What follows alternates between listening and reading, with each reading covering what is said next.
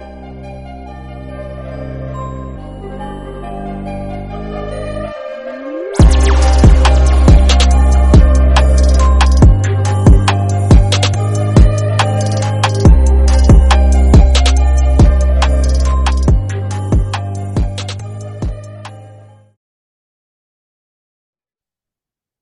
what's going on, guys? Welcome back to the GM. It is your guy, Boulanger. And up next, we're going to be having a discussion, a conversation on the conspiracy versus logic. Is there a team already tanking in plain sight? Do me a quick favor, hit like, subscribe, hit the notification bell so that you get updates when we upload new content. Let's go. So, like I told you guys, we're going to get back to doing what we do, right? And this is the kind of stuff that I like to talk about, the kind of thought I like to put out, that the kind of things I like to have conversations about. Because now I think it's really happening. I think there is a team right now that's tanking. Now, tanking is just basically a team taking advantage of league rules to their benefit. Most of the time, it involves getting higher draft picks. It's typically a term you hear about in the NFL, excuse me, in the NBA, where a team won't play their best players, especially if they got major injuries, or if they're just not doing well. They'll start sitting the veterans, start trading them away, things like that, to get into position to get the number one overall pick, right? So they get percentage chances to get that pick. But in the NFL, if you have the worst record, you're guaranteed to get the number one pick. It's hard to do that. It's hard to tank in the season because you can't justify certain things. You can't justify not playing your number one wide receiver. You can't justify not playing your quarterback, that kind of thing, unless they're injured. All right. So let me give you a few clues on who this team is. I want you guys at the end of my clues, jump in the comment section, put who you think I'm talking about, and then we'll continue. So this team is in total demolition mode and rebuild. They have a new GM, they have a new head coach, and they really don't want their quarterback. Okay. This team has franchise changing players who are asking out. This team is no other than, wait for it, jump in that comment section, put who you think I'm talking about. All right. This team is no other than the Arizona Cardinals. I think the Cardinals are tanking in plain sight. And it's easier to do in the off season than it is during the season, right? Because you can't ask guys to pull punches when they're beating on each other every single play. And so you have to do that by fielding a less than stellar team. Well, let's take a look at what Arizona is really doing. Let's start at the quarterback position. Kyler Murray's injury cannot be predicted, and it was not planned, of course, but Kyler Murray's injury came right on time. I do not believe the Arizona Cardinals wanted to really give Kyler Murray that contract for a few reasons. One, he was said not to be a good teammate. Two, he was said to be immature. Three, it was said that he didn't study. He would rather play video games. All these things you can go fact check, right? But when he scrubbed all of his Arizona Cardinals imagery, then they went into the lab and created a deal. Okay. But that was in 2022. Okay. But they don't really want him.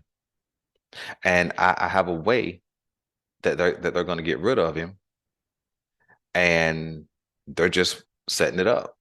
But when Kyler Murray tears his ACL, it came right on time. Well, how can you say that? Well, I'm going to tell you. Number one, Arizona is not a team that was going to compete, even in their own division. Okay. They just weren't. And so the injury is an 8 to 10 month injury, which will take him into and beyond the Arizona training camp. If Kyler Murray isn't ready for training camp, he probably won't be ready to start the regular season. That plays perfectly into this tanking. Watch. He'll go on the PUP list, physically unable to perform. He'll have to miss the first 4 weeks. That almost guarantees them a 4-0 start. I'll tell you why in a minute. After the 4 weeks, then you can begin to practice. Then the team has to make a decision when you join the team, meaning he have to have a spot on the 53-man roster. That's typically about 2 weeks of practice before you rejoin the team. That puts them in week 6 or 7. By that time, they're 0-6, possibly 0-7.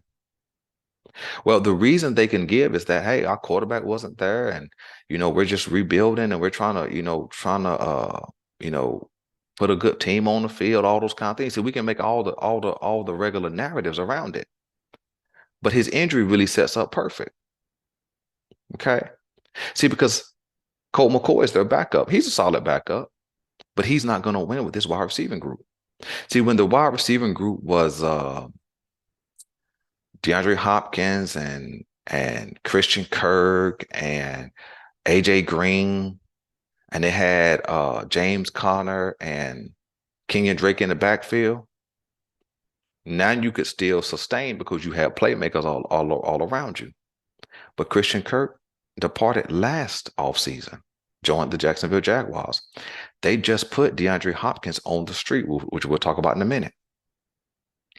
And then AJ Green, I'm not sure where he is, but I don't think he's still in Arizona. And if he is, he's not projected to be a starter. So let's look at who the wide receivers are. Marquise Brown expected to be the number one. Well, we know him real well. Rondale Moore is expected to be the number 2 wide receiver. Talented guy, never put it all together just yet. And a guy either named Ducic or Durich. I can't remember how you pronounce his name, but he's an undrafted free agent from last year. Those are expected to be your starters. Okay, there's also rumors that they may try and trade Zach Ertz or release Zach Ertz, a guy they just traded for and paid a couple of years ago. So when you really look at what Arizona's doing, well, what are they doing? They're stripping down their roster. You see, they put DeAndre Hopkins on the street. Maybe nobody was willing to trade for him. But what if they had to say, hey, we'll take a 7th-round pick for him. We'll take a 6th-round pick for him. Maybe, but they put him on the street, which means they're going to take a $19 to $22 million cap hit. Well, does that make a whole lot of sense? If you're really trying to compete, if you're really trying to just stay in playoff contention until your quarterback gets back, no, it doesn't make a whole lot of sense, because if you're playing your backup, you need more talent around that guy, right? They let him go. There's been rumors that, again, they're going to let go of Zach Ertz in some kind of fashion. Okay. And so they're stripping down the team. Well, you have a young stud named Budda Baker who plays safety, who axed out about a month and a half ago. But you know what they're going to do with him? They're going to trade him at the trade deadline. Why? Because a team who needs a player, an impact player to put them over the top, will pay a higher premium at the trade deadline than they will right now. See, right now you're trying to develop all your talent, your draft picks, that kind of thing, to see what you have. By the mid-season, you'll know what you have and you'll know what you need. So they'll pay a better premium. But I'm seeing this thing unfold right before us. And so I just wanted to have the conversation that is happening. Let's keep going. Well, Belanger, you put yourself in the corner because they already have a quarterback that they paid big money to. I know. But here's the beauty. Kyler Murray signed a 5-year deal, right? That deal was signed in 2022.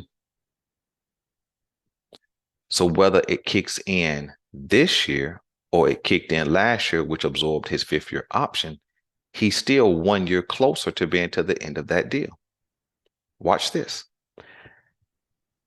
Whether he plays in 2023, a full season or a half season, now he's only got 4 years left if it didn't start to this year, meaning the new contract, or he only has 3 years left, right?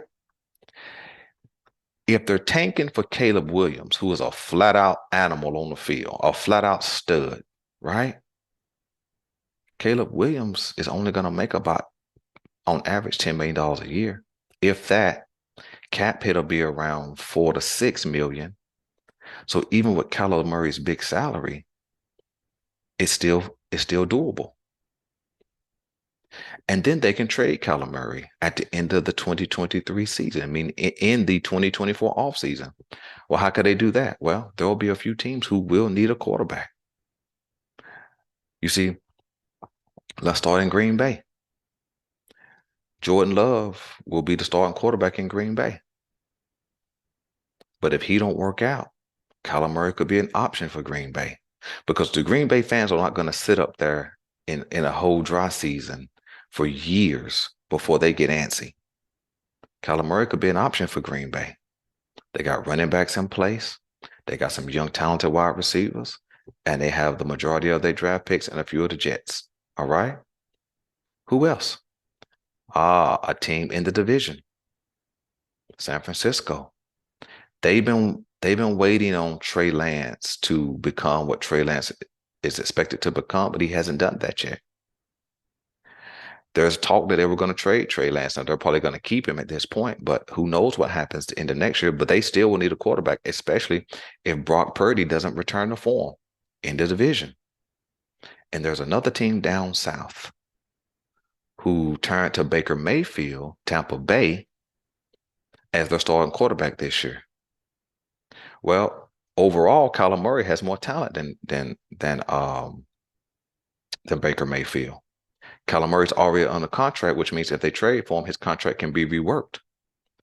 And because Arizona is going to be willing to move off of Kyler Murray and his contract, a team will be able to get him for low compensation, because Arizona is just going to want him off his books to make way for Caleb Williams. See, now I may be totally crazy, totally conspiracy theorist. Or when you really think about it, hold on, this kind of makes sense. See, because when you look at Arizona, they are stripping down their roster. DeAndre Hopkins gone. Budda Baker wants out. Zach Ertz trade rumors. And then the last thing that's a telling sign for me is how did they draft? Well, let's look at how they drafted. Well, when you look at their draft picks, in first round, they drafted a left tackle. Okay. Number 6 overall pick. Well, that's a good pick.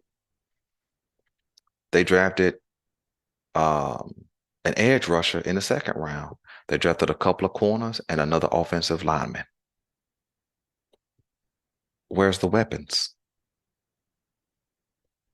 Where's the weapons? Where's the elite running back? Where's the young tight end to go along beside Zach Ertz? Where is the wide receiver who would eventually replace DeAndre Hopkins? Well, why would they be replacing DeAndre Hopkins? Not now, retroactive, thinking about it. They were talking about moving on from DeAndre Hopkins before the draft. So you would have needed a replacement. Where? In the draft. But all the moves in the draft were team building moves, not impact player moves. I think the Arizona Cardinals are going to sit this year out. And I think they're going to move off of Kyler Murray in the 2024 offseason. If they get the number 1 pick and Caleb Williams is who he showed himself to be, he'll be an Arizona Cardinal first round pick. You see, because Kyler Murray is going into this is his 5th year. And he has not shown an ability to stay healthy or to get the job done, even when he had elite level talent. So let me know what you guys want me to know. If the GM crazy, or is this kind of making sense? Comment, subscribe, hit the notification bell. Listen, I'm your guy Boulanger, and I'm out.